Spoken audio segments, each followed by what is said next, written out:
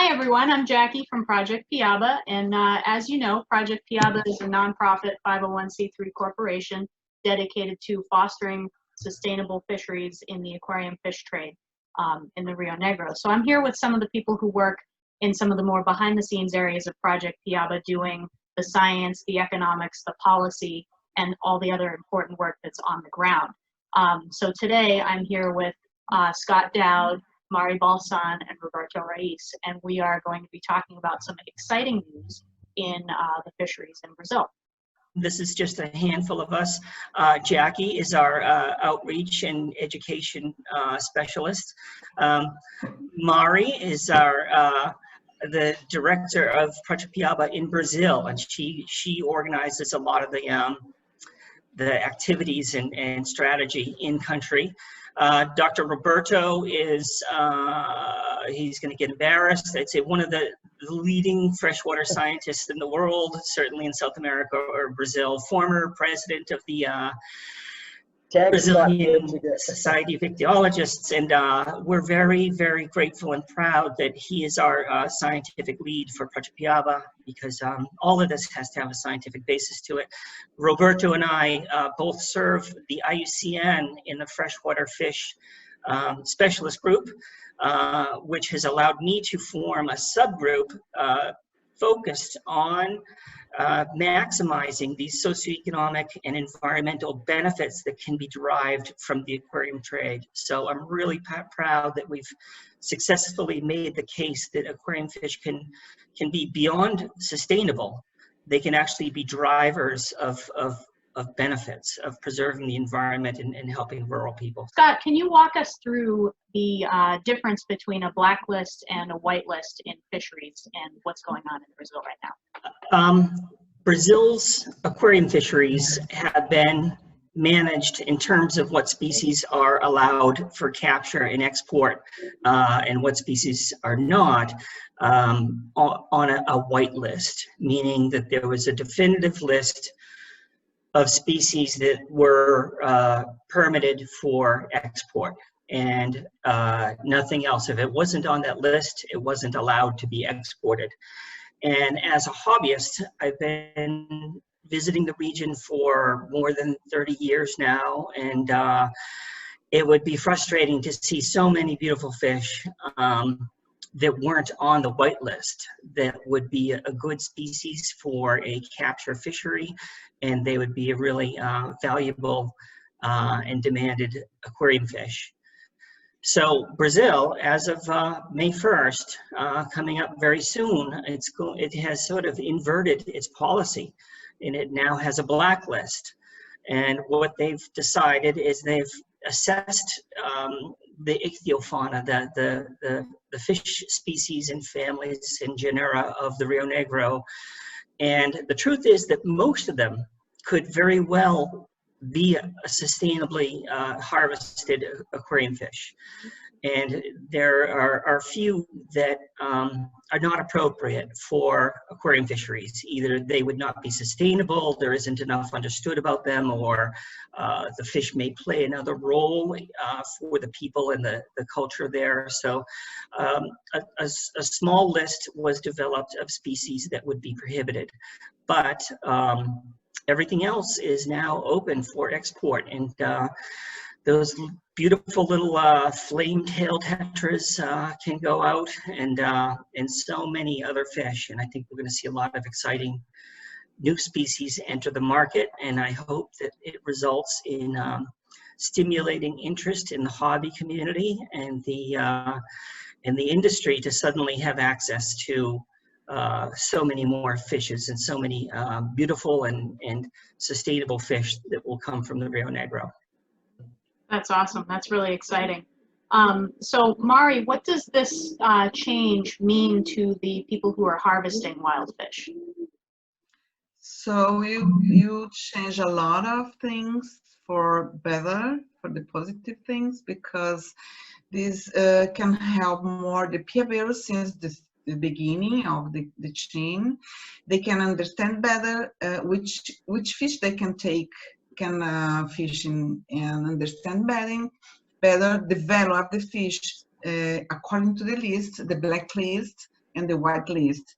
And this can facilitating more the economy for them, and the capturing the fish and using the time in the forest, and also to understand better if the time using for fish for work, and they can have more understanding about our products, if can take more fish, understanding what market wants from them, and they can be more professional taking care of the fish and understanding better which role each Piabero can do on this chain, and even can changing a lot for better the main of the change, they call Patreon, so they can understanding exactly which fish they can transport easily without a payment of a, I don't know exactly the words in English, is a multa, is a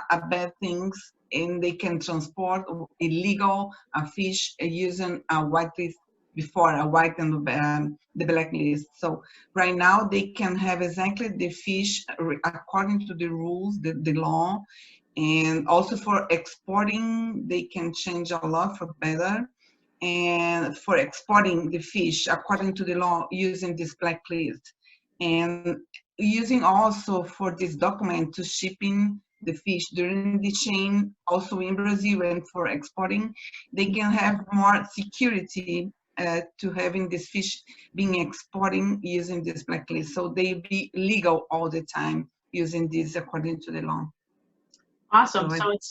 So it's easier for them to do things legally. Yeah, exactly. And one more thing is using this blacklist, they can have an invoice exactly according to this, not using the blacklist, but using all fish permitted to be exporting. So it has no more time lose to be in Manaus to take this paper, permission to be exporting, taking care of this fish on the list, and no doubt anymore. So right now you be legal all fish out of this blacklist. That's awesome. I talked to a couple of people at the Ornapesca meeting that we had in January, and it seemed like the people who were in the room were excited about this. Is that your impression too, that a lot of the people think this is positive? Yeah. Exactly, yes. Because normally the people doesn't understand exactly before this is the fish is legal to be exporting, is on the list black, on the white list. So they don't have a security, or I have the real fish or legal fish to be exported. So right now we have this completely transparent which fish we can fishing or could be exporting, That's awesome. Okay. That's really exciting. Yep. So Roberto, how did they come up with the species that are on the negative list? Well, in principle now all species are allowed to be fished and exported except those that are listed as endangered species. Okay. So there is one ordinance, it's called the Ordinance 445 from 2014, I think. That lists all the species that are currently listed as endangered in Brazil. These are out of the exportation permits. Mm-hmm. But also, the new legislations, they have this, I don't remember exactly how it's going to work, but some other species that are sensitive species will not be allowed to export as well. And this still needs some regulations. I mean, the ministry, I think the Ministry of Fisheries and the Ministry of Environment together will define, based on experts' opinion, on ichthyologists' opinion, which species are sensible and even not being endangered are not allowed to export. But this list does not exist yet. I think that stingrays were brought up as an example for a group of animals that needs more study and more management, better understanding of their natural history. And that may require some regulations, possibly quotas or fishing methods. And that makes sense because stingrays have so few young.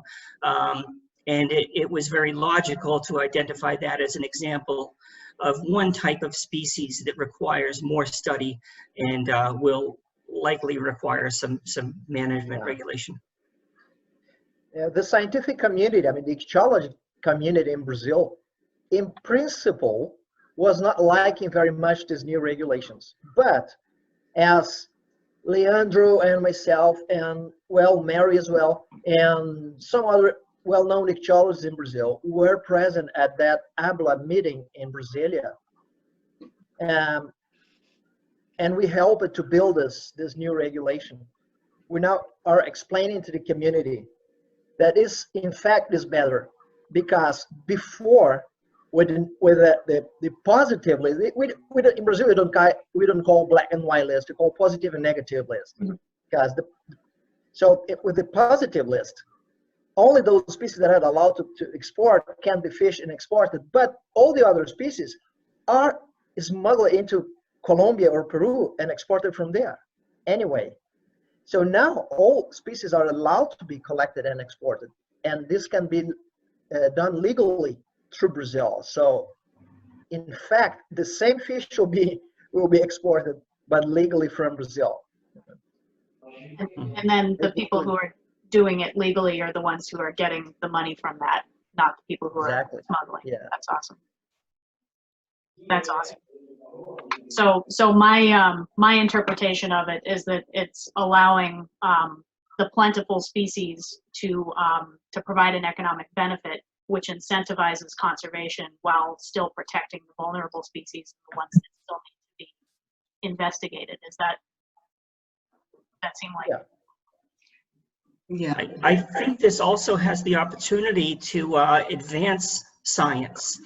The many fishers that are all throughout the Rio Negro basin, they're the ones that know the rivers really well, and they know the fish really well. And where Barcelos is a hub, if a fisher comes in and feels that he has a fish that was formerly not permitted, they can deposit a specimen. And we know where that fisher is fishing. And if the specimens get deposited at the transfer station in Barcelos and then are sent to Manaus or other members of the Brazilian scientific community, they can possibly, with less expense and time of going out in the field, they can have valid specimens that they can either identify, and then it's identified in the trade, or they can describe the new species, and they can reconnect with that piabero to go back to the site where the fish came from. So I think we have some great opportunity for citizen science. And these piaberos, they have limited access to traditional education, but their environmental knowledge is immense. And I think that that's something of extreme value, and I think the scientific community can have a very robust discussion with these rural fishers. And the harmonizing of these two types of people in the fish world, I think is going to provide an avenue to quickly advance science and better understand more species and their natural history. Yeah, so it's not just the scientists and the economic incentives that are driving the conservation, it's the actual fishing activity itself is driving conservation by providing more science. Yes, yeah. So cool. Yeah.